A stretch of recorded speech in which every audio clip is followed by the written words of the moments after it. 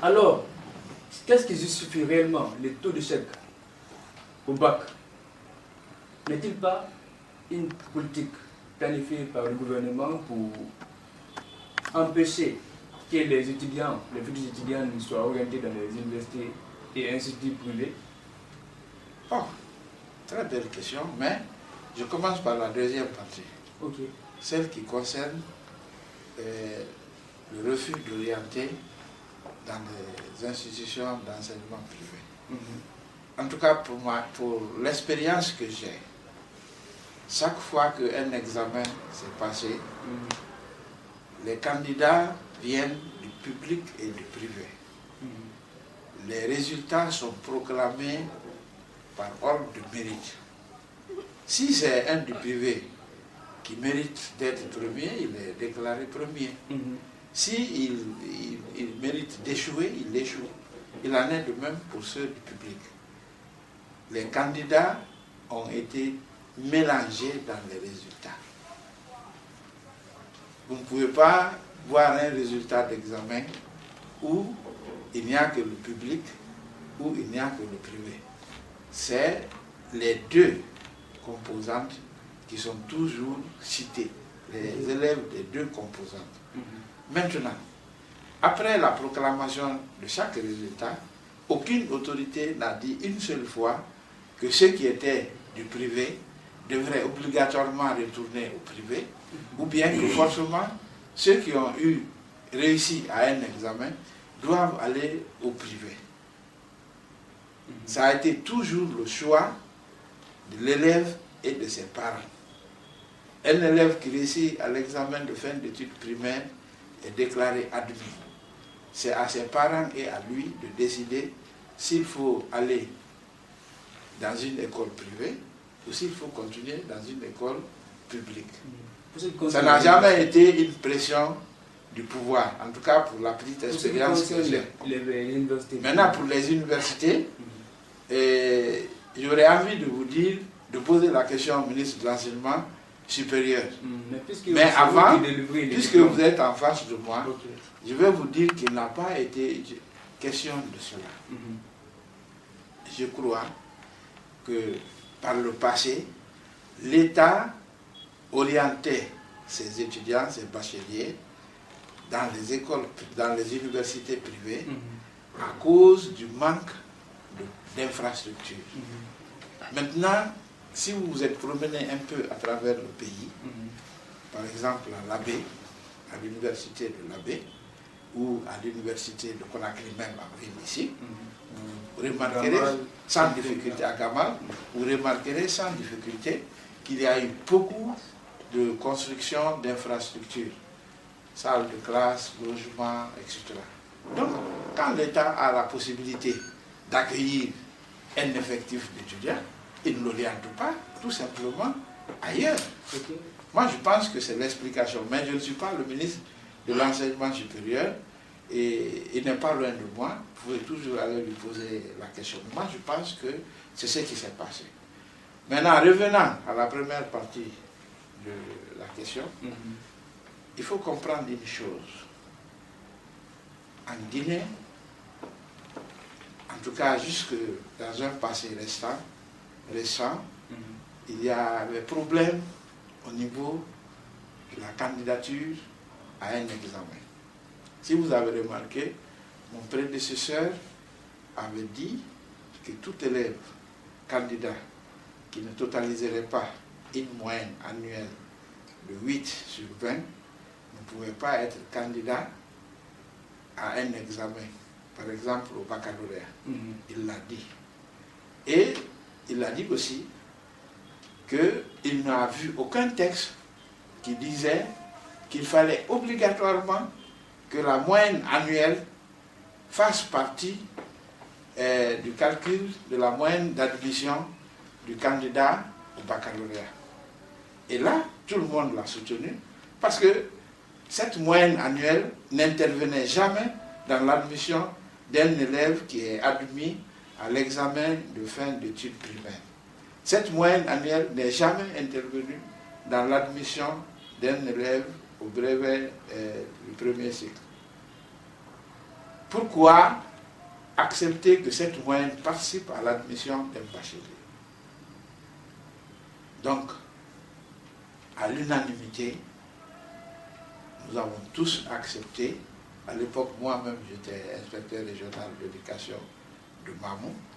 Nous avons tous accepté de mettre les moyennes annuelles de côté et d'appliquer ce principe. Alors, vous savez que tous les élèves qui ont été candidats en Guinée jusque maintenant, aucun ne rédige une demande d'inscription sur la liste des candidats.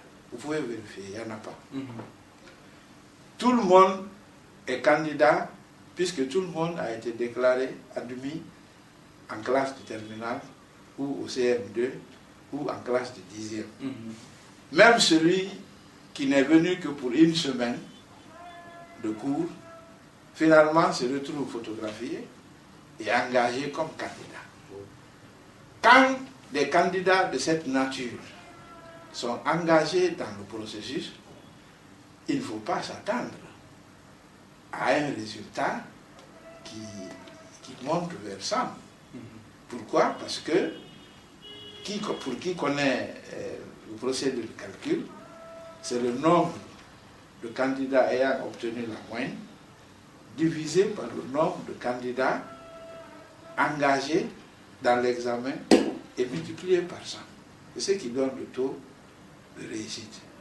Maintenant, puisqu'il y a beaucoup de cancres qui ont été ramassés, qui ne devraient même pas être candidats, qui sont là, le taux de réussite ne peut que chuter. Ça, c'est une des explications.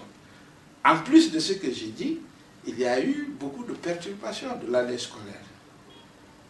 C'est vrai que nous avons donné un nouveau calendrier scolaire qui a été respecté, mais il y a toujours des conséquences en pareil cas. Donc quand on réunit tout ça, vraiment, on ne pouvait pas avoir mieux. Et je ne peux pas vous amener à quelque chose, mais quand même je peux vous expliquer. Si vous vérifiez si c'était possible pour vous de vérifier les résultats des examens lorsqu'on prenait en compte, parce que nous l'avons fait, lorsqu'on prenait en compte la moyenne annuelle, le taux de réussite de ceux qui avaient la possibilité d'avoir 10 et plus était plus faible que 26%. Vous comprenez? Donc quand on a enlevé la moyenne annuelle dans le calcul, ça veut dire que c'est la valeur intrinsèque qui compte. Donc les 26% qu'on a obtenus sur ce plan, pour pas comparer au taux de réussite réel lorsqu'on utilisait le moyenne annuel, c'est un bon. C'est un bon. Donc, grosso modo, voici encore des raisons qui nous ont amenés à ça. Voilà. Et il faut aussi comprendre une chose. Il faut comprendre une chose. Notre école est décriée. Tout le monde dit que le niveau des formateurs est faible, le niveau des apprenants est faible, c'est de facto. Quand le niveau de l'enseignement baisse, l'apprentissage baisse, ça signifie qu'il y a quelque part des difficultés au niveau des maîtres et des difficultés qui se répercutent en conséquence au niveau des apprenants. Donc quand on ajoute tout ça à ce que je viens de dire là, voici grosso modo ce qui peut expliquer les 26%. Mais moi, j'envisage non seulement retenir les 8 de moyenne, 8 de moyenne sur 20 pour tout candidat au baccalauréat, au prochain baccalauréat, mais 8 sur 20 pour tout candidat au BEPC, 4 sur 10 pour tout candidat à l'examen de fin d'études primaires. Avec ça, est-ce que vous pouvez dire que vous luttez contre la médiocrité? Bon, je n'ai pas fini de vous expliquer. Okay. Quand je fais ça, quand nous allons faire ça, déjà c'est arrêté. Il s'agit de mettre en pratique. Et nous allons mettre en pratique. Quand nous allons faire ça, celui qui va présenter 100 candidats et n'avoir aucun admis, c'est la sanctionner. Parce que tout l'école. Non, le chef d'établissement, c'est la sanctionner. Les responsables de l'encadrement seront sanctionnés. Pourquoi? Parce qu'ils n'ont pas été attentifs aux évaluations que leurs adjoints auront administrées. Si les évaluations se passent correctement, il n'y a pas de raison que quelqu'un ait 13 de moyenne et qu'au baccalauréat, il plonge comme je viens de le dire. Non.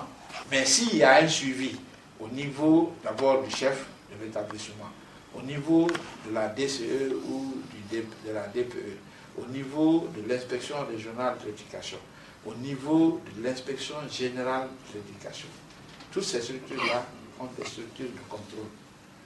Si tout cela fonctionne correctement, l'élève qui aura même 10 de moyenne pour être présenté à un examen, à un des 3 examens, je ne dis pas qu'on ne va pas enregistrer d'échecs, mais le taux d'échec sera très petit. Avec cela, parce que le nombre de candidats va baisser.